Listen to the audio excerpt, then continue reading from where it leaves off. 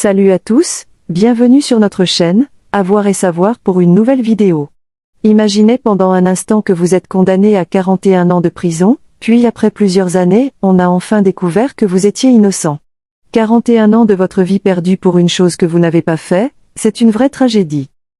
Dans cette vidéo, vous allez découvrir des histoires de personnes dont on a retiré leur liberté durant plusieurs années, et pour qui, leur innocence est éprouvée après plusieurs années. Et malheureusement elles ne pourront jamais la récupérer.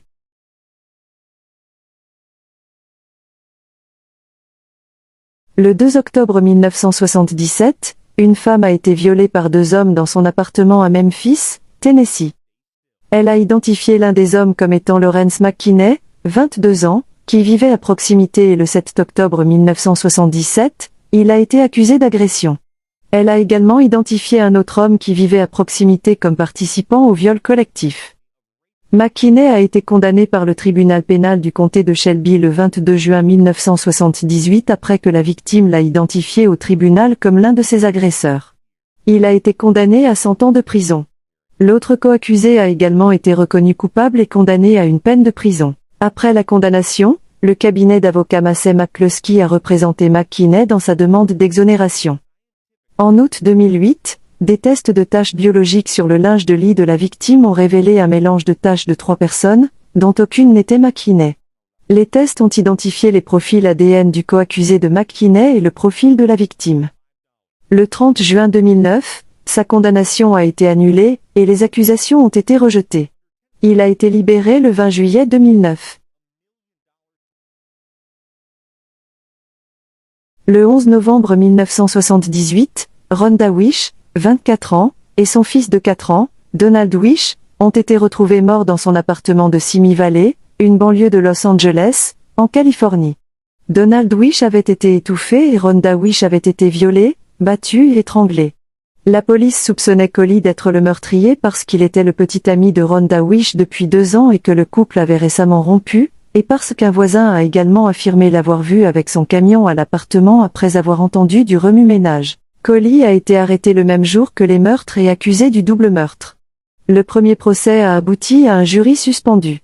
Le deuxième procès en 1980 a conduit à sa condamnation, et il a été condamné à la réclusion à perpétuité sans libération conditionnelle.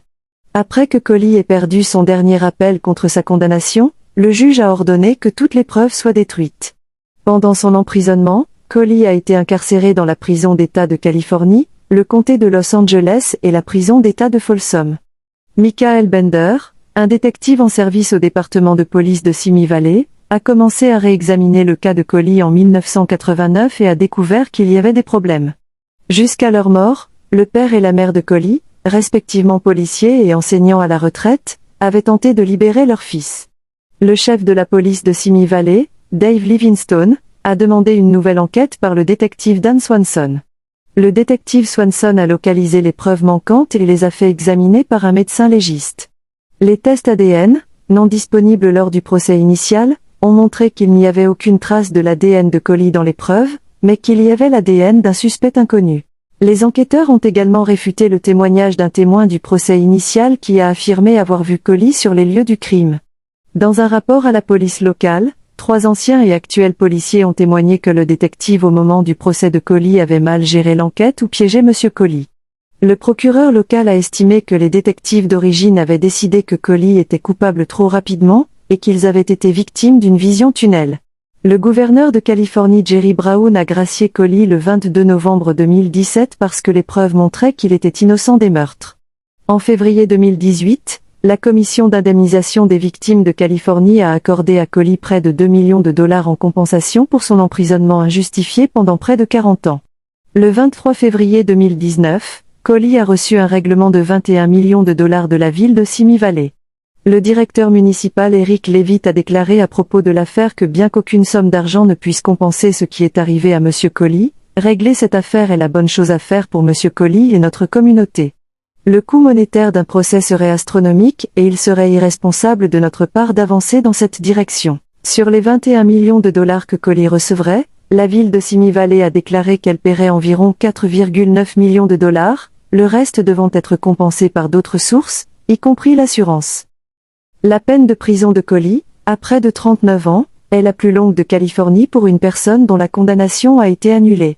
Le temps passé par Collie derrière les barreaux est le 14e plus long à l'échelle nationale pour une affaire de condamnation injustifiée avérée. Après la libération de Collie et l'arrestation subséquente du tueur en série Joseph James DeAngelo, des tests ADN ont été effectués pour voir s'il était le véritable meurtrier.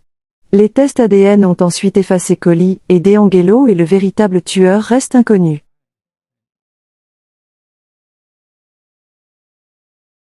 Wilbert Jones a passé plus de temps en prison à tort que n'importe quel Américain innocenté connu. Monsieur Jones a été condamné à tort en 1973 pour l'enlèvement et le viol en octobre 1971 d'une infirmière à l'hôpital général de Baton Rouge.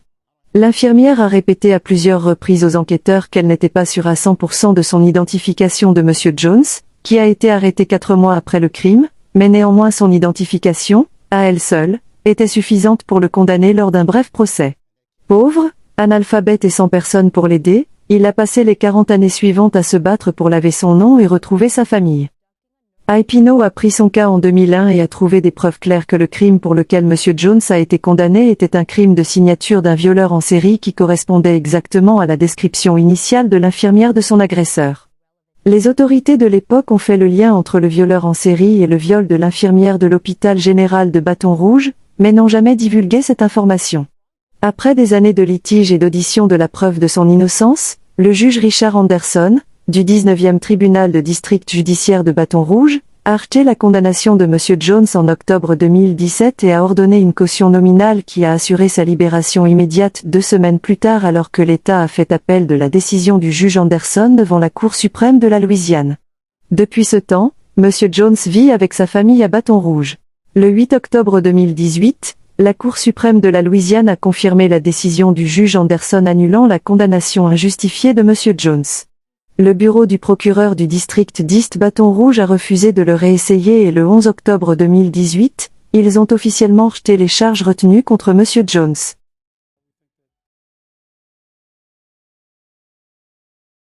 Kirsten Blaise Lobato n'avait que 18 ans lorsqu'elle a été accusée du meurtre en 2001 de Durand Bailey, un sans-abri à Las Vegas. Elle a été jugée 2 fois pour le crime et a toujours clamé son innocence. Le 29 décembre 2017, à la suite d'une requête du bureau du procureur du comté de Clark, l'honorable juge en chef du tribunal de district du comté de Clark, Elizabeth Gonzalez, a rejeté toutes les charges retenues contre Kirsten Blaise Lobato et a ordonné sa libération de prison. Le 19 décembre 2017, la juge du tribunal de district du comté de Clark, Stephanie Miley, avait annulé la condamnation pour meurtre de Lobato. Après une audience de 5 jours en octobre, le tribunal avait conclu que les avocats de la défense de Lobato avaient violé son droit constitutionnel à une représentation légale efficace en omettant d'appeler des experts en pathologie et en entomologie concernant l'heure du décès de la victime, ce qui aurait soutenu son solide alibi. Lobato a purgé près de 16 ans de prison malgré des preuves irréfutables de son innocence. Lobato n'avait que 18 ans lorsqu'elle a été accusée du meurtre brutal de Durand Bailey, un sans-abri à Las Vegas en 2001. Lobato, qui a été jugé 2 fois pour le crime, a toujours clamé son innocence. Le corps de Bailey avait été retrouvé vers 22 h le 8 juillet 2001 à côté d'une benne à ordures dans le parking d'un immeuble bancaire. Il avait été brutalisé. Ses yeux étaient enflés et fermés, son crâne s'est fissuré, plusieurs de ses dents avaient été arrachées de sa bouche, son artère carotide a été coupée. Et son pénis avait été retiré. Lobato a grandi à Panaca, Nevada, une petite ville à 3 heures au nord de Las Vegas. Fin mai 2001, 2 mois avant la mort de Bailey, Lobato rendait visite à des amis à Las Vegas lorsqu'elle a été attaquée dans le parking d'un motel par un homme qui a tenté de la violer. Portant un petit couteau que son père lui avait donné pour sa protection, Lobato a lacéré l'aine de l'homme et s'est échappée de son emprise. Lorsqu'elle est partie, elle a vu l'homme au sol, mobile et apparemment en train de pleurer. Dans les jours et les semaines à venir, Lobato a décrit cette attaque à de nombreuses personnes, précisant qu'elle s'était produite avant juillet 2001 et déclarant qu'elle pensait avoir peut-être coupé l'homme dans la région de l'aine avant de s'enfuir en lieu sûr. Le 20 juillet 2001, près de 2 semaines après le meurtre de Bailey, les détectives du département de police du métro de Las Vegas ont reçu un appel téléphonique d'un résident de Panaca qui avait entendu d'un autre résident de Panaca que Lobato lui avait dit qu'elle avait coupé le pénis d'un homme à Las Vegas. Sur la base de cette seule histoire atténuée, les détectives ont immédiatement conduit les 3 heures à Panaca depuis Las Vegas. En arrivant au domicile familial de Lobato, les détectives ont dit à Lobato qu'ils savaient qu'elle avait récemment été attaquée. La police a enregistré une déclaration dans laquelle Lobato a décrit la tentative de viol fin mai, déclarant que cela s'était produit il y a au moins un mois, décrivant clairement un parking de motel comme emplacement et non une benne à ordures, et décrivant un homme qui était mobile et vivante quand elle est partie et non battue à mort, tout comme Bailey. Armés uniquement de cette déclaration, les détectives ont arrêté Lobato pour le meurtre de Bailey. La police n'a pas enquêté sur d'autres auteurs clairs ayant le motif et les moyens de tuer si violemment Bailey. Le 1er juillet 2001, une semaine avant d'être retrouvé mort, Bailey a agressé et violé une femme qui vivait dans un immeuble à côté de la banque où son corps serait retrouvé. Bailey a menacé de tuer la femme si elle en parlait à qui que ce soit, mais elle a finalement signalé l'attaque à la police le 5 juillet 2001, 3 jours seulement avant la mort de Bailey. Elle a également dit à un certain nombre de ses voisins masculins qui avaient un différend en cours avec Bailey au sujet de l'attaque. Malgré le contact antérieur de la femme avec la victime, ainsi que le motif de représailles de ses amis masculins contre Bailey, la police a écarté prématurément ses suspects potentiels. Au lieu de cela, la police s'est concentrée uniquement sur Lobato, un adolescent sans lien avec Bailey et sans motif de lui faire du mal. Au procès, l'accusation s'est principalement appuyée sur la déclaration de Lobato aux détectives, qu'ils ont qualifiée d'aveu, car il n'y avait aucune preuve physique ou médico-légale liant Lobato à ce crime.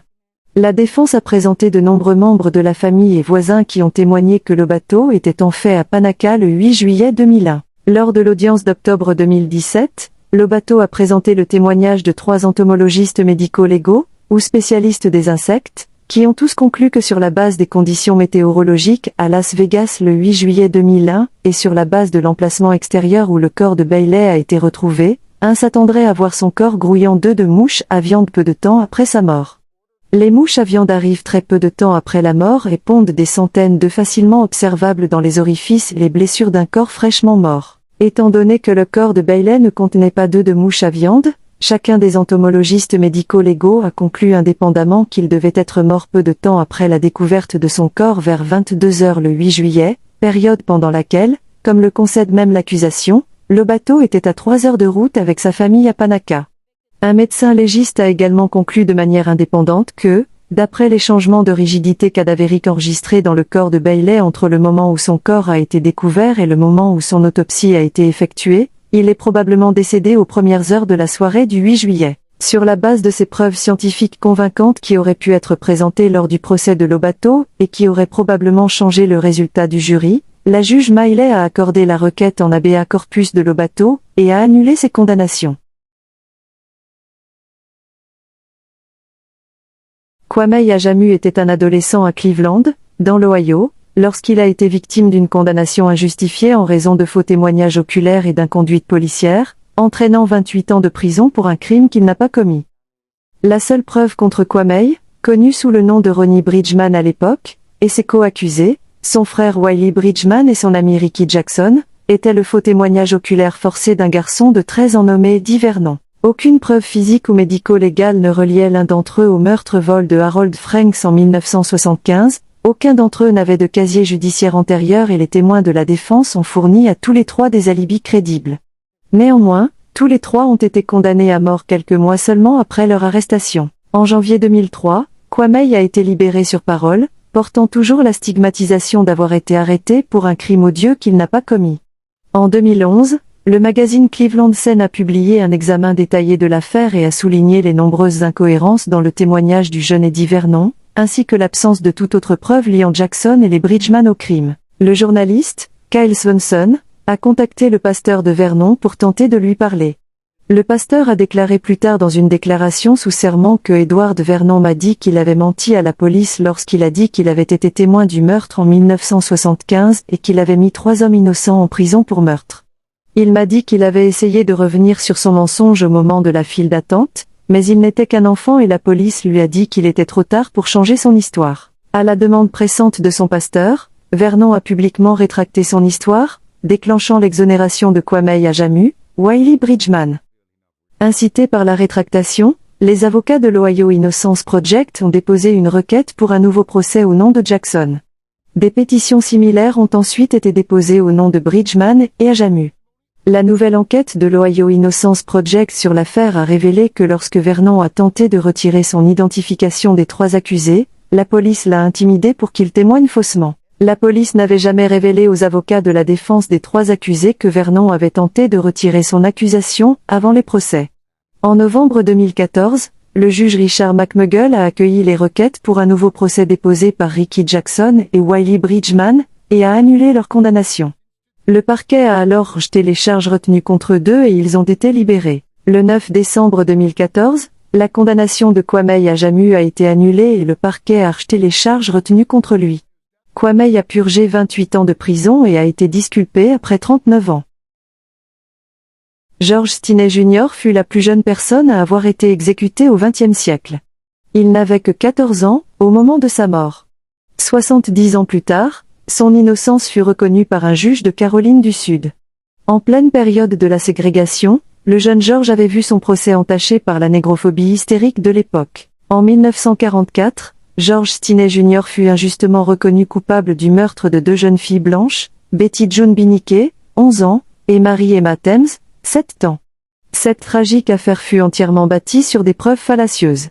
En effet, le seul élément avéré dans cette histoire était que George avait adressé la parole aux 2 jeunes filles le jour de leur mort. Rien ne pouvait formellement lier l'adolescent à ce meurtre. Lors du procès, la culpabilité du jeune Stinney fut admise en moins de 10 minutes, par un jury entièrement blanc. Il sera prétendu faussement que George avait, après avoir été arrêté, avoué le crime. Aucun compte-rendu écrit ni procès-verbal ne fut enregistré si ce n'est quelques gribouillages fournis par un enquêteur. On lui refusa naturellement de faire appel. Le sort de George Stinney Jr. était scellé, il fut exécuté par chaise électrique. Comme des milliers d'Africains américains avant lui, son seul tort fut d'être noir au pays de l'oncle Sam. George ne revit pas ses parents avant le procès. Durant les 80 jours de sa détention, il n'eut pas le moindre soutien. De plus, on l'avait emprisonné à plus de 80 km de sa ville natale, officiellement, afin de ne pas risquer d'être lynché. La police n'eut aucun scrupule à faire subir un interrogatoire à un enfant de 14 ans. Il fut interrogé seul, sans ses parents ni même un avocat. Ce simulacre de justice, malheureusement trop courant aux États-Unis de cette époque, fut fatal à ce jeune noir pourtant innocent. George Stinney Jr. fut exécuté le 16 juin 1944, à 19h30. Avec son mètre 55 et ses 44 kg, George n'avait rien dû condamner à mort classique. Les bourreaux eurent d'ailleurs du mal à l'arnacher correctement. Le casque de la chaise électrique n'était pas à sa taille et lorsque la décharge de 2400 volts fut déclenchée, le casque tomba. Le supplice du jeune Stinney Jr. dura 4 longues minutes. Il fallut attendre pas moins de 70 ans avant qu'un collectif d'avocats et de juristes militants ne se penche sur l'affaire. Le procès fut grâce à eux et à la demande de la famille Stinney rouvert en 2013. Le 17 décembre 2014, la condamnation de George Stinney Jr. a été annulée.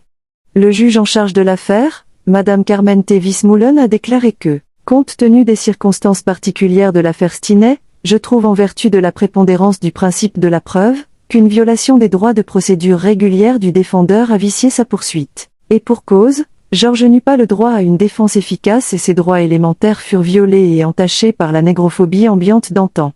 Comme le dit l'adage populaire, lorsque le mensonge prend l'ascenseur, la vérité prend l'escalier, elle met plus de temps, mais elle finit toujours par arriver. George Stinney Jr. fut le plus jeune condamné du XXe siècle, mais il fut loin d'être le seul noir à avoir été injustement exécuté du fait de son appartenance ethnique. Édition Johnson qui fut, en 1906, faussement accusé de viol et pendu alors qu'il était innocent.